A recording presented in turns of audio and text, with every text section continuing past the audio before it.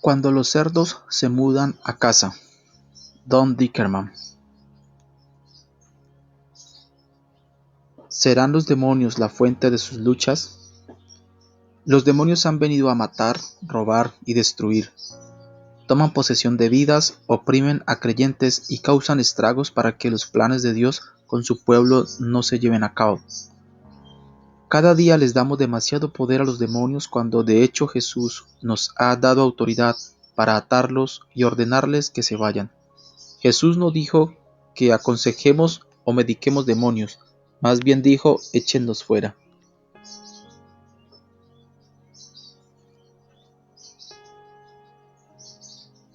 En Cuando los cerdos se mudan a casa, Don Dickerman le da la esperanza que necesita. Al proveer historias de hombres y mujeres cuyas vidas han sido transformadas, porque alguien miró a los ojos del diablo y le ordenó, en el nombre de Jesús, sal fuera.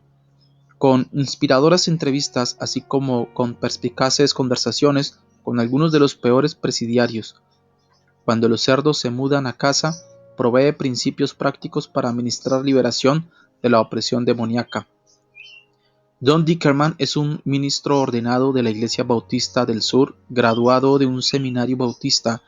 Ha dirigido un ministerio evangelístico en las cárceles desde 1974. Don recibió la unción del Espíritu Santo para ministrar en las áreas de liberación y sanidad, y ha visto muchas vidas transformadas a través de su ministerio. Antes de responder al llamado a ministrar en las prisiones, fue pastor de iglesias y trabajó como evangelista. Don está con Peggy. Tienen 2 hijos adultos y residen en Bedford, Texas.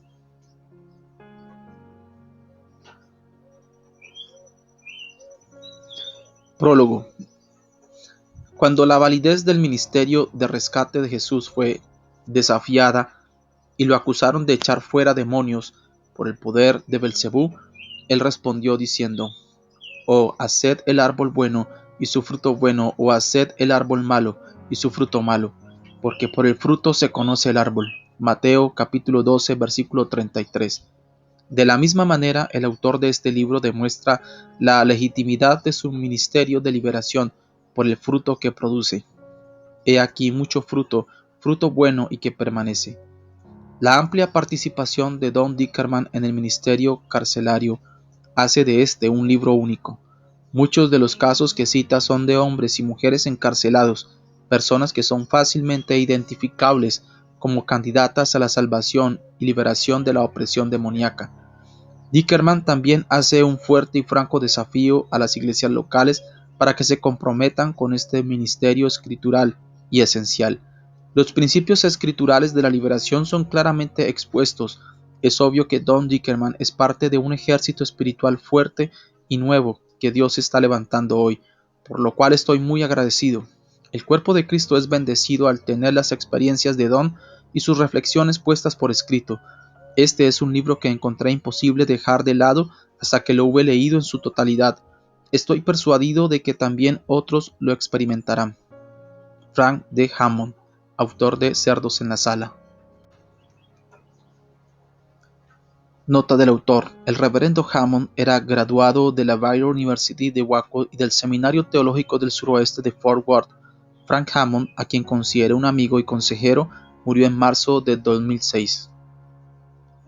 Parte 1. Testimonios de liberación. Capítulo 1. La unción hace la diferencia. Creo que la predicación sin unción es solo buena información.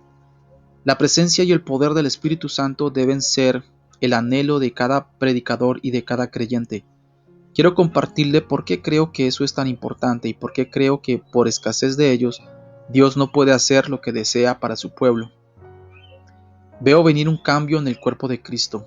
Ahora estamos en medio de él. Estamos enfrentando la mayor oposición demoníaca y al mismo tiempo el Espíritu Santo está saturando al cuerpo de Cristo como nunca antes. Experimenté algo glorioso en mi vida y desde ese día he visto al pueblo de Dios siendo sanado y liberado de la opresión demoníaca. Había predicado en más de 700 cárceles y lo había estado haciendo por más de 20 años cuando ocurrió la cosa más asombrosa. Había visto a miles recibir a Jesucristo como Salvador, pero nunca había experimentado algo más allá de la salvación. Esto es, nunca había visto a alguien liberado de demonios o recibiendo una sanidad auténtica. Seguir esclavizados e incapaces de desempeñarse en la sociedad. Siempre había anhelado más, pero no creo que mi educación y adiestramiento espiritual me hubiesen permitido recibirlo. No estoy muy seguro de por qué estaba en esa caja de limitación del Espíritu Santo, pero lo estaba. Estaba ávido de ver recibir libertad completa a las personas a quienes ministraba. No era capaz de llevarlos más allá de la experiencia de salvación y de lograr que iniciaran el estudio de la Biblia y la oración. Siempre me entusiasmaba ver a hombres y mujeres venir a Cristo, pero era tan frustrante verlos seguir esclavizados e incapaces de desempeñarse en la sociedad. Recuerdo un ejemplo que creo importante para lo que estoy a punto de compartir. Estaba predicando aproximadamente 150 veces al año en cárceles de todos los Estados Unidos y algunos otros países, aunque la mayor parte de mi ministerio estaba en cárceles de Texas. Recuerdo que después de un fin de semana largo en las cárceles de Texas, conduje hasta Galveston para ir a pescar 1 o 2 días. Solo necesitaba un poco de descanso y una pausa en los licores del ministerio carcelario. Estaba tan malamente dolorido por los internos que sentía que mi corazón iba a estallar. Estaban en tal esclavitud espiritual y parecía que siempre continuarían volviendo a la prisión. Quería hacer una diferencia, pero parecía estar teniendo poco éxito. Me recuerdo como si fuera ayer, subiendo hasta el medio de la cama del motel sobre mis manos y rodillas y ponerme a llorar. Simplemente sollocé con la cara entre las manos. Recuerdo haber clamado a Dios: Señor, déjeme ser un libertador. Permite que, como Moisés, saque a la gente de la esclavitud. Hice una oración muy similar a esta, y fue desde lo profundo de mi corazón. Quería ser un instrumento de Dios para liberar. Lo que más recuerdo fue haber llorado con ese deseo tan profundo dentro de mí. No ocurrió nada. No entonces. Dios respondió a esa oración. Dios respondió a esa oración, pero como tantas veces, no de la manera en que yo esperaba que viniera la respuesta. Fue varios años después, en octubre de 1995, estaba predicando en la institución correccional federal de Three Rivers, Texas. La cárcel de mediana seguridad está ubicada aproximadamente a medio camino entre San Antonio y Corpus Christi, justo al lado de la ruta interestatal 37. Es un complejo de aproximadamente 1,400 internos. Mi amigo David, pequeño, se desempeñaba como capellán allí. Hubo algo muy inusual en el servicio de capilla aquella noche. Un oficial correccional uniformado se sentó entre los internos adorando con ellos. Eso jamás sucede. Si hay un oficial presente es porque ha sido asignado a la capilla. Es muy inusual que un oficial se mezcle con los internos. Después descubrí que estaba fuera de servicio y estudiaba para llegar a ser capellán de cárceles federales. Su nombre es Warren Rapp. Al concluir la reunión le dijo al oficial en servicio que me acompañaría hasta mi automóvil, pues quería hablar conmigo. Mi vida y ministerio estaban a punto de cambiar. Cuando el servicio concluyó, este oficial se acercó y me estrechó la mano. Recuerdo que cuando cruzamos el patio de la prisión, la tarde estaba fresca y el cielo tan claro y despejado. Era una de esas tardes perfectas. El oficial Rapp me habló de su llamado al ministerio y de su deseo de ser capellán de cárceles federales. Conversamos un rato más cuando llegamos a la playa de estacionamiento de la prisión, y después de que oráramos juntos me dirigí al sur de Corpus Christi, donde me estaba alojando. Cuando salía de la estación de servicio del supermercado, sin yo saberlo, el oficial Rapp se detuvo justo detrás de mí. Antes de que pudiera salir de mi automóvil, corrió hacia mí y me dijo con gran emoción que Dios le había dado una visión respecto a mí y que debía compartírmela. Dijo, le hubiera seguido todo el camino hasta Corpus para contarle de la visión. Estaba muy excitado. Yo podía sentir e intuir que Dios le había hablado. Esto es lo que me dijo. Lo vi de pie en esa gran olla negra, y había aceite borboteando por todas partes alrededor de usted, no hirviendo, solo burbujeando. Alrededor de la olla había un mar de personas hasta donde usted podía ver, y estaban todos enfermos. El hedor de su enfermedad era nauseabundo cuando subía a los cielos. Entonces el aceite empezó a borbotear sobre usted y a cubrirlo, y cuando corrió desde su cabeza y bajó por sus brazos y usted tocó a las personas, fueron curadas.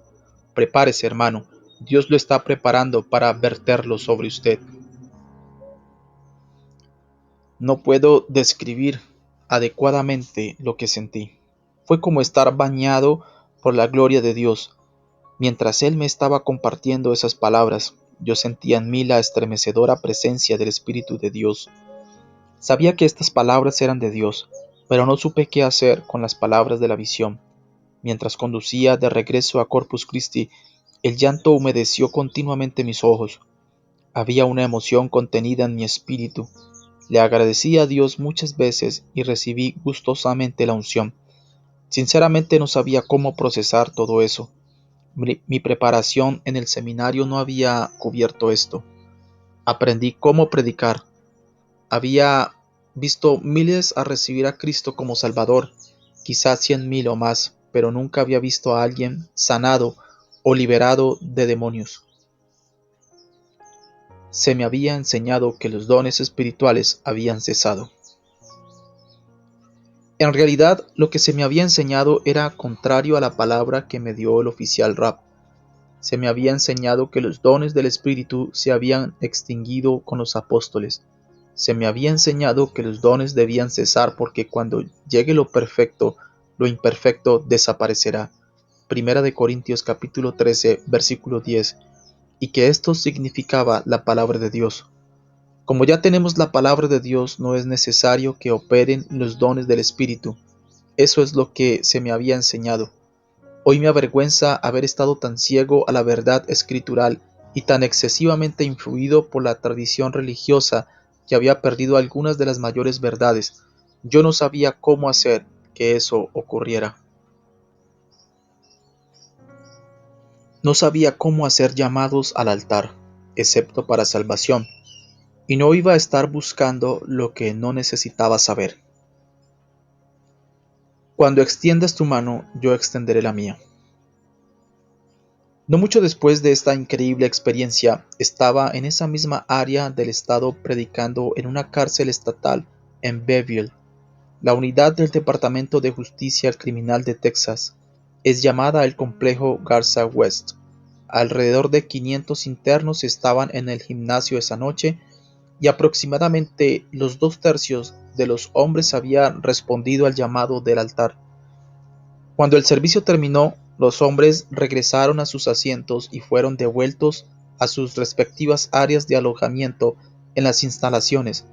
Mientras salían en fila de a uno, uno de los hombres se apartó de la línea y se acercó al capellán. Había notado a este joven durante el servicio. Se sentó en la primera fila y me miró fijamente como si viera algo.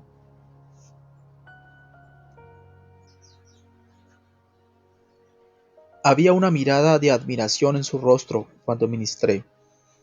El capellán lo trajo hasta mí y dijo: «Este interno tiene una palabra del Señor para usted, algo que el Señor le mostró cuando usted predicaba».